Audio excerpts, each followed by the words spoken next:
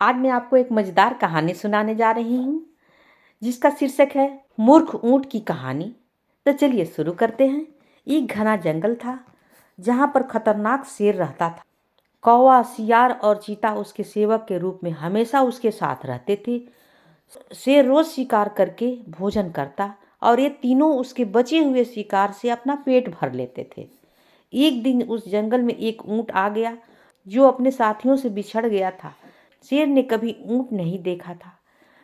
कौवे ने शेर को बताया कि यह एक ऊँट है और यह जंगल में नहीं रहता, शायद पास के गांव से यह यहाँ आ गया है।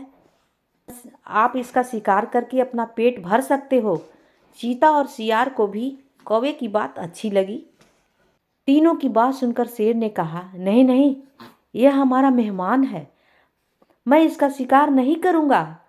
शेर ऊँट के पास गया और ऊँट ने उसे सारी बातें बताई कि वह किस प्रकार अपने साथियों से बिछड़कर जंगल में पहुंचा है। शेर को उस कमजोर ऊँट पर दया आई और उसने कहा कि आप हमारे मेहमान हैं, आप इस जंगल में रह सकते हैं।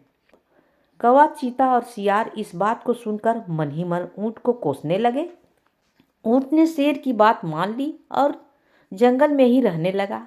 जल्दी ही जंगल की घास, हरी हरी पत्तियां खाकर वह तंदुरुस्त, मोटा ताजा हो गया। इस बीच एक दिन शेर की जंगली हाथी से लड़ाई हो गई और शेर बुरी तरह से घायल हो गया।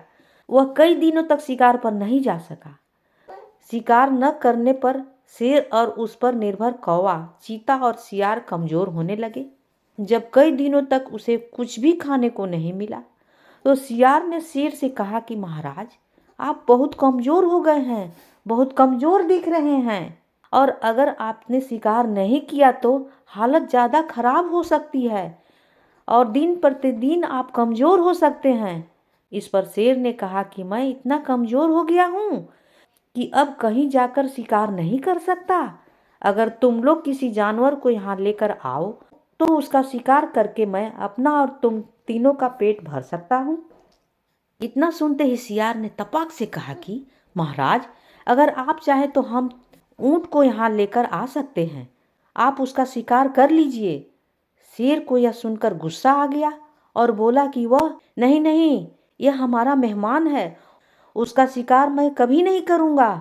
सियार ने पूछा कि महाराज, अगर वह स्वयं आपके सामने खुद को समर्पित कर दे तो? शेर ने कहा कि तब तो मैं उसको खा सकता हूँ। फिर सियार ने कौवे और चीते के साथ मिलकर एक योजना बनाई और ऊँट के पास जाकर बोलने लगा कि हमारे महाराज बहुत कमज़ोर हो गए हैं, उन्होंने कितने दिनों से कुछ नहीं खाया है। अगर महाराज हमें भी खाना चाहे तो मैं खुद को उनके सामने समर्पित कर दूंगा।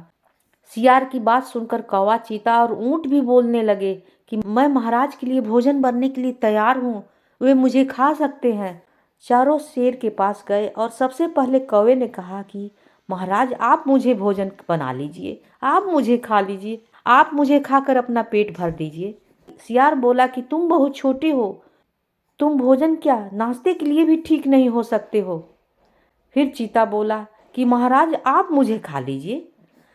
तब सियार ने कहा कि अगर तुम मर जाओगे तो शेर का सेनापति कौन होगा? फिर सियार ने खुद को समर्पित कर दिया। तब कौवा, चीता बोले कि तुम्हारे बाद महाराज का सलाहकार कौन बनेगा? जब तीनों को शेर ने नहीं खाया तब ऊँट ने भी सोचा कि महाराज मुझे भी नहीं खाएंगे क्योंकि मैं तो उनका मेहमान हूँ। यह सोचकर वो भी बोलने लगा कि महाराज, आप मुझे अपना भोजन बना लीजिए। इतना सुनते ही शेर, चीता और सियार उस पर झपट पड़े। इससे पहले कि ऊँट कुछ समझ पाता, उसके पहले उसके प्राण शरीर से निकल चुके थे और चारों ने उसे अपना भोजन बना चुके थे। इस कहानी से हमें ये सीख मिलती है कि हमें बिना सोचे किसी की भी बातों पर आना नहीं चाहिए। साथ ही चालाक एवं धूर्त लोगों की मीठी मीठी बातों पर भरोसा नहीं करनी चाहिए। कहानी होती है समाप्त।